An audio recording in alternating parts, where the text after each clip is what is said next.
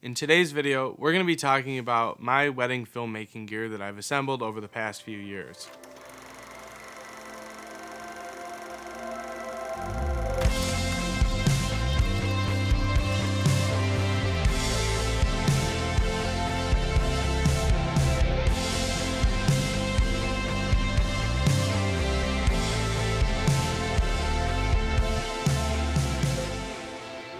Now, wedding filmmakers face a variety of different challenges. However, traditional weddings follow a similar formula, and this allows us to make decisions ahead of time that set us up for success.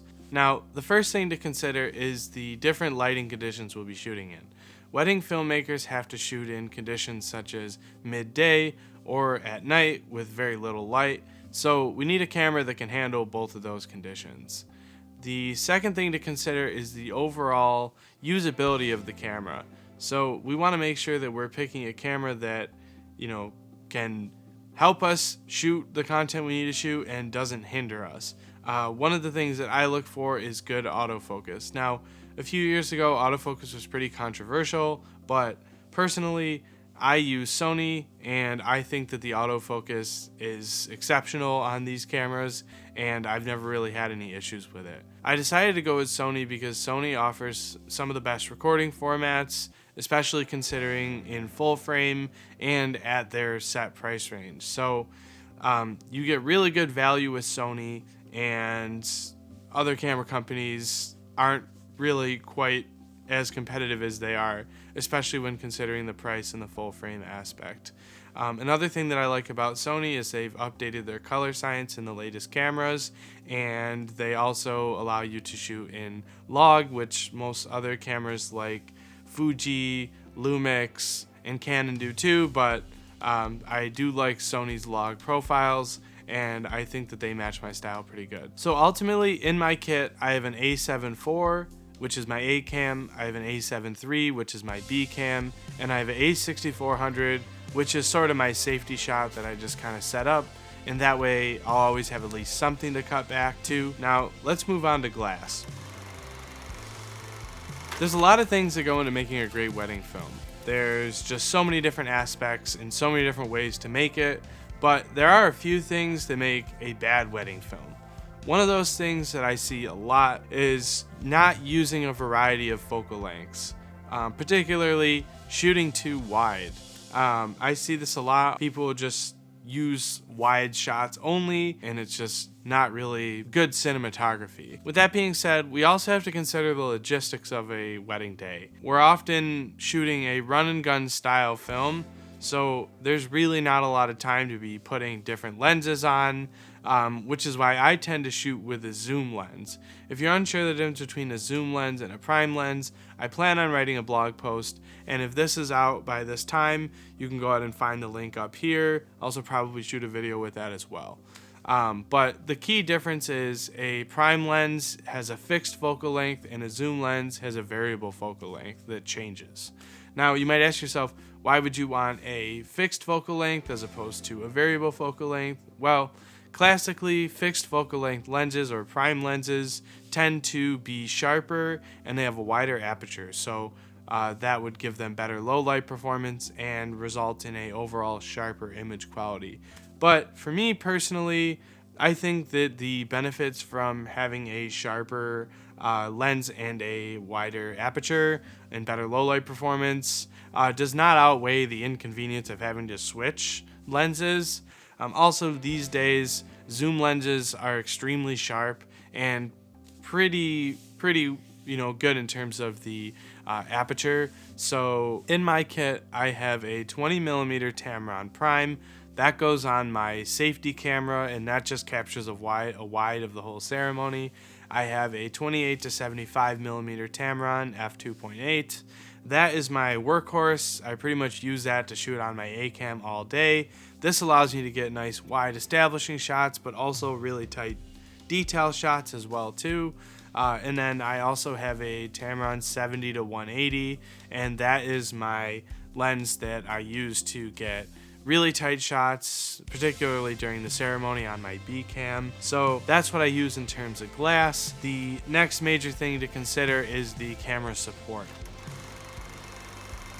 And by camera support, I mean tripods and gimbals. With regards to gimbal, when I purchased my gimbal, I got a Zhiyun Weebill S, and that has done great for me. Personally, I hate dealing with gimbals. I think it's annoying to balance. It's just very frustrating, and honestly, I tend to miss moments when I'm using a gimbal because I can't just quickly turn from one thing to another, and by the time I actually get to where I'm trying to film, the moment's likely gone. That being said, if you do decide to get a gimbal, I think the big thing to consider here is just the overall weight of your setup and what the gimbal can support. The Zhiyun Weebill S is a great budget option. It's done great for me. I've had no issues with the Zhiyun, and I'd recommend it. As far as tripods go, I just have a standard Siru backpacking tripod. I'm not sure how to say that.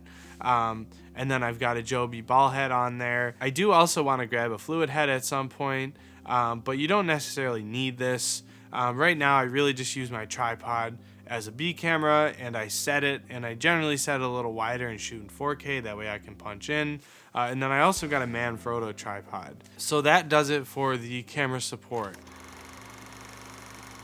So for the drone, I personally think the Mavic Air 2S is the best value drone out there. Also, it fits my use case the best. With the 1-inch sensor, 4K recording, 10-bit 422, and the overall weight of it, I think that it's just the perfect drone for me. I do a lot of backpacking and adventure stuff. I do have another channel for that. I'll go ahead and link it. And so this drone is small enough that I can pack it and has a really, really good image quality. Also, it shoots D-Log, which is because I love to color grade my images, and this allows me to do that.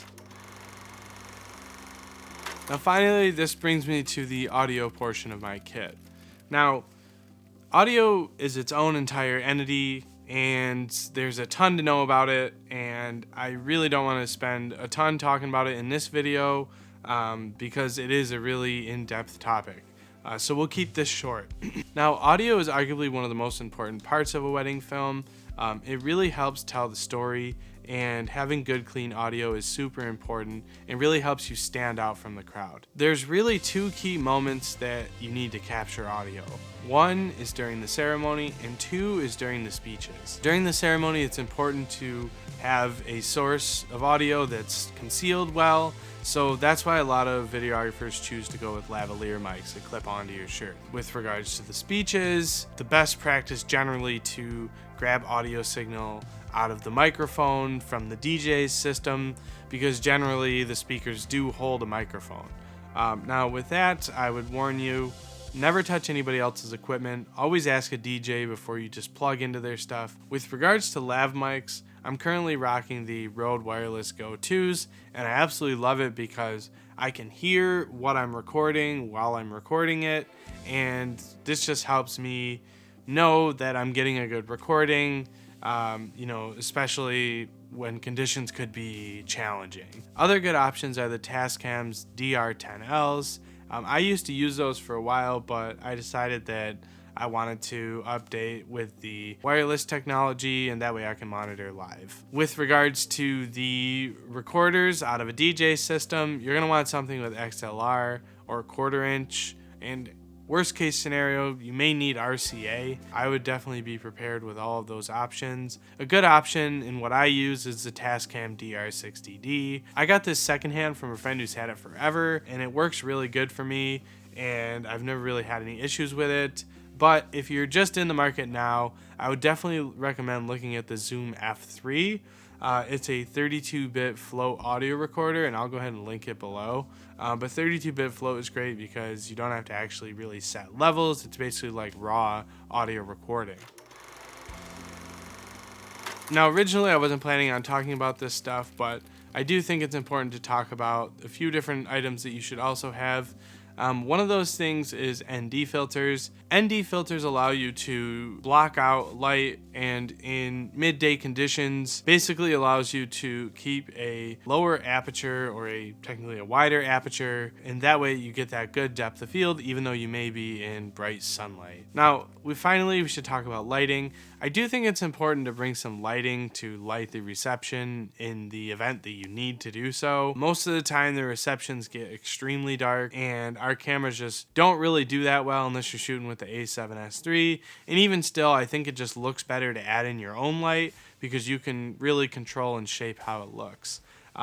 So for that I use the Godox VL150, and I usually just use that, but sometimes I will bring my Godox SL60W and set it up opposite of my key light, and that way I'll just get a little bit more shape. So that is the summary of my current wedding gear list. I do plan on getting the A7S III once it comes back into stock. If you do want a copy of this list, I'll go ahead and link up in the corner to my blog post where you'll be able to find that list. This is a channel focused on wedding filmmaking, so if that's something you're into, definitely consider subscribing. I'll be making more videos in the future, and if you found this video useful, I hate to ask, but a like really helps with the algorithm, as I'm sure you know.